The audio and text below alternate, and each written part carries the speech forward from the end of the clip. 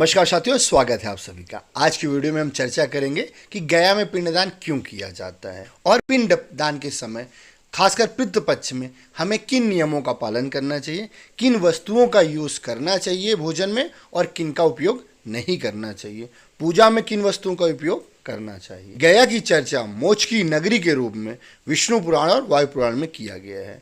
इसे भगवान विष्णु का नगर भी कहा जाता है। ऐसी मान्यता है कि भगवान विष्णु यहाँ पर स्वयं पितृ देवता के रूप में विराजमान होते हैं, इसीलिए गया को पितृ तीर्थ भी कहा गया है।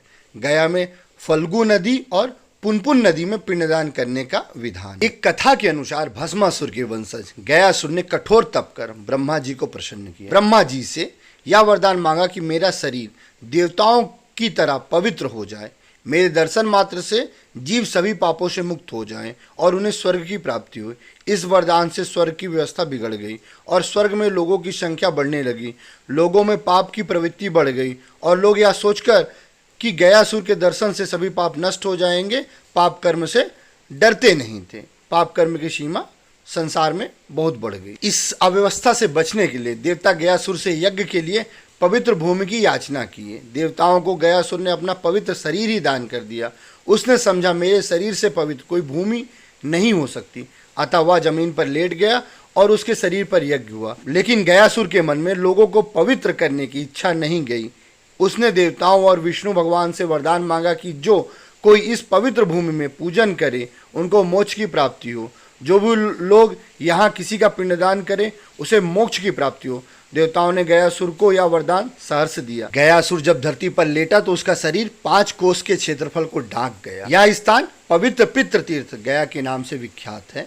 यही कारण है कि पितरों को पिंडदान देने के लिए यहाँ देश विदेश से लोग आते हैं और इसे एक पवित्र तीर्थ माना जाता है। और यहाँ पिंडदान करने से जीव को मोक्ष की प्राप्ति होती है। अब जानते हैं कि पितृपक्ष में हमें किन विशेष नियमों का पालन करना चाहिए, किन बातों का ध्यान रखना चाहिए। श्राद्ध कर्म करने वाले व्यक्ति को पितृपक्ष में पूरे 15 दिनों तक क्षौर कार्य जैसे दाढ़ी मूछ बनाना, नाखून काटना आदि नहीं करना चाहिए और ब्रह्मचर्य का पालन करना चाहिए।